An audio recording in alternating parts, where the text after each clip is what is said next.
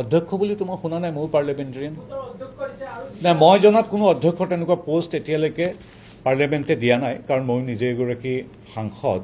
মই জনাত এতিয়ালৈকে কোনো সাংসদক কোনো অধ্যক্ষ পদ দিয়া হোৱা বুলি মই শুনা নাই।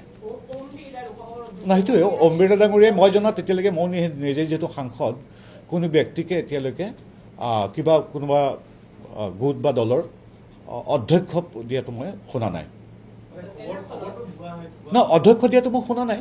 আমাৰ এতিয়া 64টা গোট বিভিন্ন ধৰণৰ বিভিন্ন বিদেশৰ বিভিন্ন সাংসদীয় পৰিক্ৰমা বা সংসদৰ সৈতে যোগাযোগ কৰিবৰ বাবে যিদৰে আমি সিন্দুৰৰ পিছত বিভিন্ন গোট গঠন কৰিছোঁ, গোটৰ সদস্যৰ গোটৰ একো যদি দলপতি দিয়াৰ কথাটোতো মই জানো, কিন্তু অধ্যক্ষ দিয়াৰ কথা মই শুনা নাই।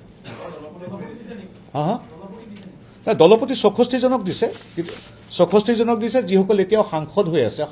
সাম্প্ৰতিক যিসকল সাংসদ তেওঁলোকৰ এজনক ধৰি লোৱা 10জন বা 20জনীয়া এটা দলৰ দলপতি হিচাপে দিয়া হৈছে। কিন্তু আপোনালোকৰ যথাৰ্থে জনাওঁ, আজিৰ তাৰিখত মই জনাত কোনো অধ্যক্ষৰ নিযুক্তি কোনো এজন অধ্যক্ষৰ নিযুক্তি সন্মানীয় ওম বিৰলাদেৱে দিয়া নাই। কিন্তু আমাৰ 64টা বিভিন্ন গোট তৈয়াৰ কৰিছে সংসদৰ।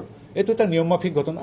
আপোনালোকে দেখিছে সিন্দুৰৰ সময়ত একোটা সংসদীয় দল বিভিন্ন ৰাষ্ট্ৰলৈ গৈছিল। তেনেধৰণৰ বিভিন্ন ৰাষ্ট্ৰৰ লগত সৌহাৰ্দ্যপূৰ্ণ সংসদীয় ভাৱ আদান প্ৰদান কৰিবৰ বাবে বিভিন্ন দল গঠন কৰিছে। হয়তো তেনে দলত গৌৰৱ গগৈ ডাঙৰীয়া যিহেতু এগৰাকী সাংসদ, তেওঁ থাকিব পাৰে। অভিযোগ আছে, কিন্তু এতিয়ালৈকে ন্যায়পালিকাই কোনো সিদ্ধান্ত দিয়া নাই, আৰু এতিয়া সেইটো সম্পূৰ্ণ তদন্ত প্ৰক্ৰিয়াত আছে।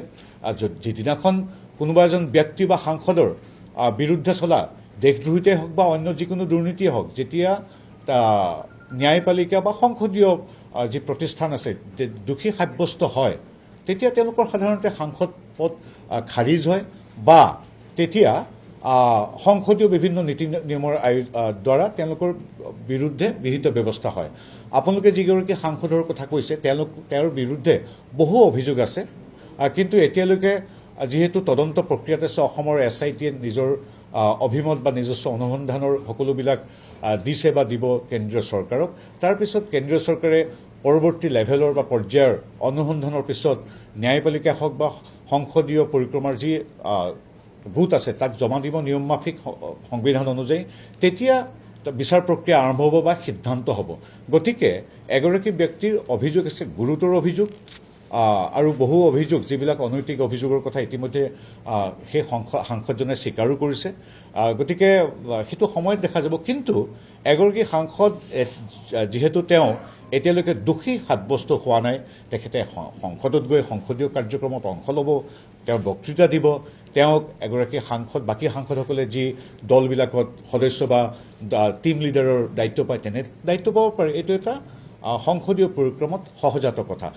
আপুনি যাৰ কথা কৈছে গৌৰৱ গগৈ, এতিয়ালৈকেতো মই জনাত গৌৰৱ গগৈ সাংসদ হৈ আছে। গতিকে এইটো এনেকুৱা হ'ব নালাগে যে মই যিটো কৈছোঁ যে যিহেতু সাংসদজন সাংসদ হৈ আছে, তেওঁক কিবা এটা দায়িত্ব দিয়া হৈছে যে আপুনিও টিমটোৰ মেম্বাৰ বা টিমটোৰ লিডাৰ।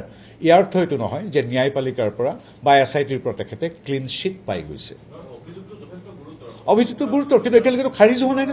এতিয়ালৈকে খাৰিজ হৈছে নেকি তেখেতৰ? মইতো জনাত গৌৰৱ গগৈৰ এতিয়ালৈকে সংসদীয় যি তেওঁৰ অধিকাৰ সেইটো খাৰিজ হোৱা নাই।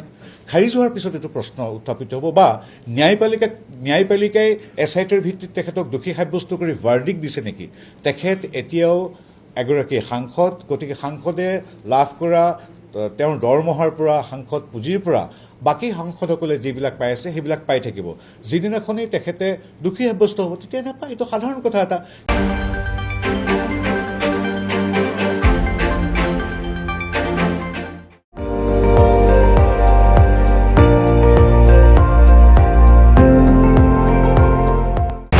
আপুনি চাই আছে ND24, সৰ্বশ্ৰেষ্ঠ নহয় সৰ্বোত্তমৰ দৌৰ।